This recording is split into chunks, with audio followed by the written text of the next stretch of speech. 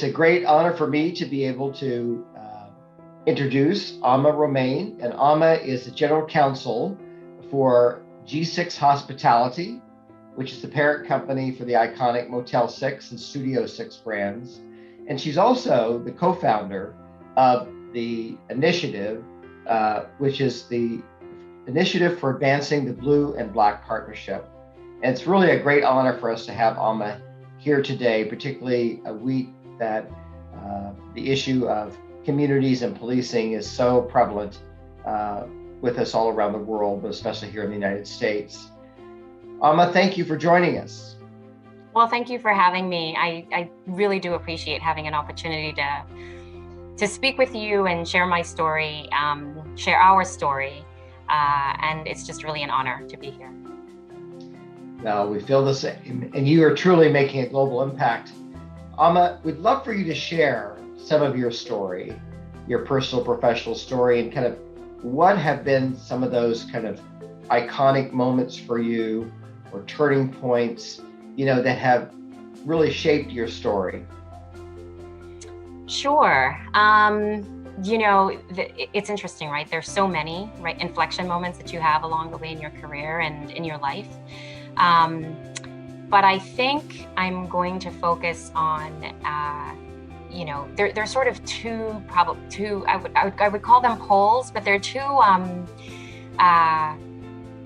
areas of focus, I think, that have really become really clear to me. One is in my career,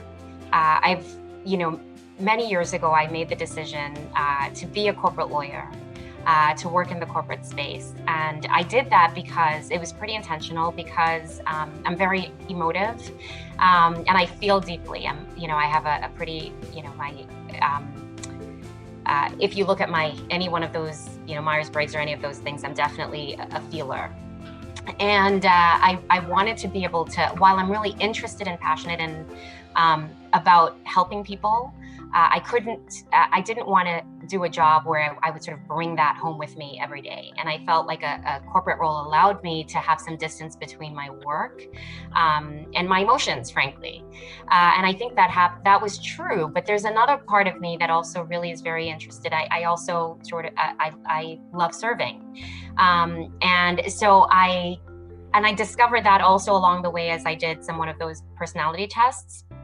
And I started thinking about how I could serve in my role. And what was interesting is that one day it just became clear to me that that was what I did. Like early in my life, I was a waitress when I was in high school, and I loved that job because I think I love serving. And but as a lawyer, that's what you do. Like, you service your clients all day, every day. And I realized that the reason I love being in-house is because you're so connected to the business, you're so connected to your clients, and you're really helping them to achieve their goals. And so every single day, that's what I do, and it brings me joy, and it allows me to shine. But I also truly believe that you can do well and do good. And I really try to use my role and whatever I can in my role to try to make sure that that I'm personally, and that my business, the business that I'm with, is showing up in the world in a way that we are doing good. Because, compliance with the law is one thing, but really it's about ethically, right? How you're showing up. And for me, that's really a driving force. And I think I said two, but the third one is really my kids, right? My family is just, they are critically important to me. And I've realized that that's really the third driving force for me, right? So as we talk a little later about some of the other things that I'm doing in my life, it's really been driven by, the world that I want to see my kids live in, and seeing the world through their eyes, and really wanting them to have, just a healthy, happy life. That's fantastic. In your sense of service to others, have you found that you have become the other in those lives, the other person providing positive impact to your children, to the corporation, to the clients that work with the corporation? That sense of other, I find is often kind of what can make a difference in everyone's lives. It certainly made a difference in my life to have positive influences around me who had that sense of humility and service. Have you found that that's part of what you're doing, is helping to transform those people? I'm not sure that I'm the transforming force. I feel like, in some ways, maybe it's like attracts like. But I've certainly found that certainly if you look at where I am today in my career at G6, I am in a place where I really feel like I am around like-minded people. And I'm not sure who chose who, right? But, look, I think the last year has been a challenging one for all of us. But one of the things that I've tried to do more intentionally recently is to, there's this quote that says, it's not this quote, it's actually Stacey Abrams who said, leaders must be truth tellers. And I also, and truth seekers, right? So we have to look for the truth and we have to be able to tell the truth. And I really think over the last year, I've tried to be a lot more open about my own personal story, and how everything that's been happening, how it's impacted me personally, and how it impacted me personally long before George Floyd died, right? I mean, because he was, that was indicative of just that was a chapter in a really long story, right? And what I found is in telling my story, yes, I became the other, but it just really allowed other people to show up. And it sort of gave people the comfort, it made them comfortable with being able to offer help or assistance, or just show up in the way they want to show up, right? I think it just created a space where all of us felt more comfortable doing what we could to try to make this world, the way we want to make a world that looks like the one that we want to live in, if that makes sense. It does. And really, your sense of service, your legal expertise, the work that you were already doing, it led you, didn't it, roughly a year ago, to do the work that you're doing today following George Floyd's death. Can you tell us about how your story has shaped the work that you're doing today? Sure. So I'll go a little bit before George Floyd's death. So before he died, we were coming through a period of, similar trauma, right? We had the Breonna Taylor killing, and we had the Ahmaud Arbery shooting, and we had the Central Park issue, which, while that did not end badly, it could have, right? It could have had a really negative ending. And what's interesting is as I looked at my kids, and you've heard this story, my son he's a teenager, a young teenager, but he's a big boy, he's a tall boy. And he had just gotten a bike, and my husband had to talk with him. And the consequence of that talk is that he just chose never to ride the bike in our neighborhood. He would only ride it in our driveway. And that I observed somewhat dispassionately, right? Trying not to be too emotional about it. It hurt my heart, but I was looking at it. And then George Floyd died. And I think that was sort of the watershed moment for me, because what it really brought home to me was that we as a society, we knew that something was wrong, and we knew that change was necessary. But the way that the Black community anyway, and probably the brown community dealt with it, was to frankly traumatize our kids, right? If you think about what you would say to a 14-year-old about, you're really taking their childhood away, and that trauma wasn't making them any safer. And that just became really, really clear to me that we needed a new narrative. And I really felt it weighed on me. As parents, we try to do everything that we can to make our kids' worlds as perfect as possible. But there's a point at which you just lose control. You don't have control. I can't control what they see on their phone. I can't control what happens when they're in the car.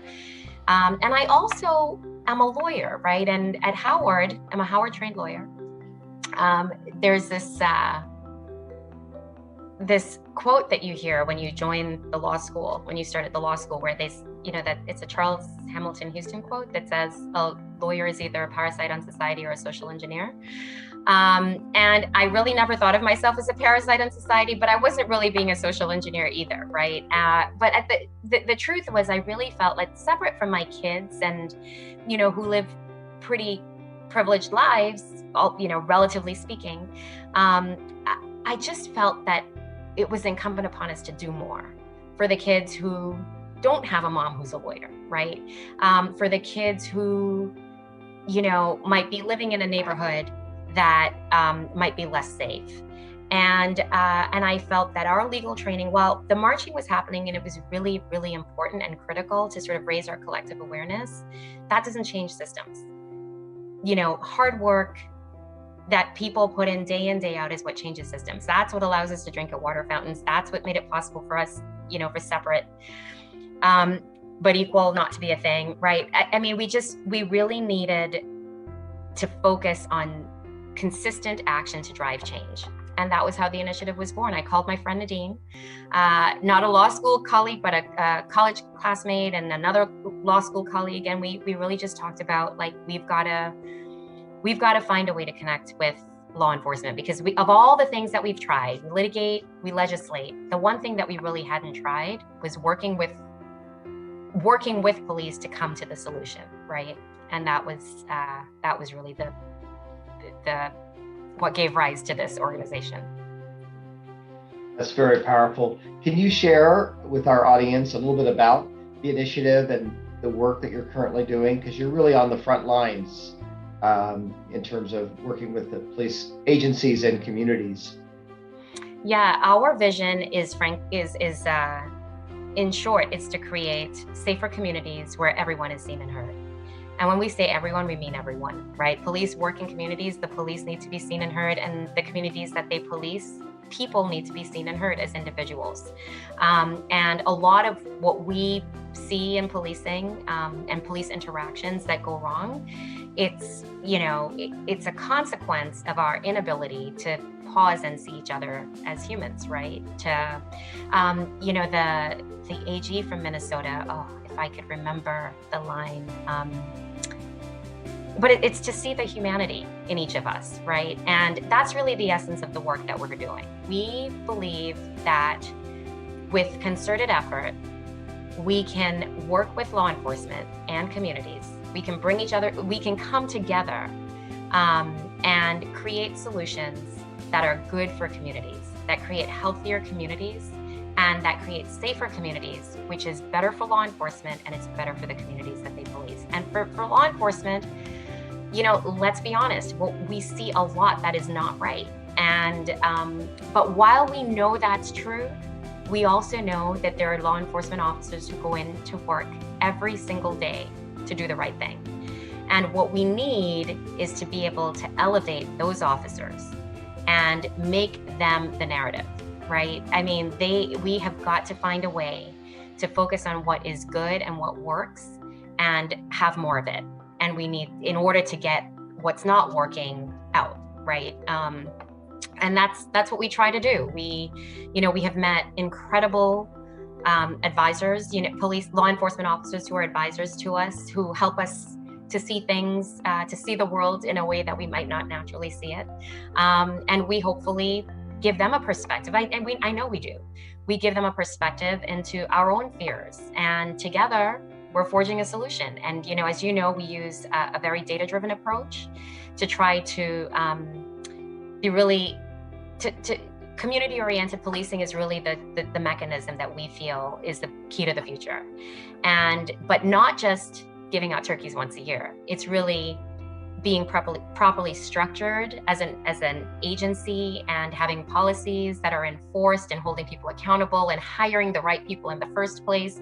It's the holistic big picture, right? All of these things we are assessing, giving them a tool that they can use to give themselves a score, and then figure out a path forward. Like, how can I improve so that I can be a model agency? And then we scale that, right? We can go from 1 to 10 to 18,000. That's the goal. It's fantastic. Were you encouraged by the accountability of some of the police officers that were willing to testify?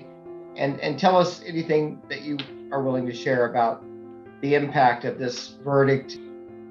So, first I'll say I had actually prepared myself for the verdict to go in the other direction, because I really didn't feel like I had the capacity to process, to feel hopeful and then have that not be realized. I think it's really important for us to celebrate the wins. And I hate calling it a win, but it was a really important moment for our country yesterday. And just for society in general, because if that verdict had gone in the other direction, I think what I struggled with was what that communicates to our kids, right? So if it went in the other direction, every little Black boy or brown boy out there would really believe that their life has no value. And that was just untenable to me. So I'm really grateful that was not a conversation I had to have today in my home. But we lost a man, we lost many, but George Floyd will never be with us. His family is forever changed, altered, as a result of this. He has a young child, who will live with this. So that piece weighs on my heart, right? That's still hard. And unfortunately, what we heard 20 minutes after the verdict, in Ohio with the other shooting of another 15-year-old, was just so sad and tragic, but a reminder that we still have a lot of work to do. And so that was an important day. It was a good day. It was a great moment. I'm incredibly grateful for it, and many have said it's not justice because we can't bring him back, but it is about accountability, and that is a wonderful thing. But I'm hopeful. I think for me, when the verdict came out, I said, this reaffirms for me that change is possible.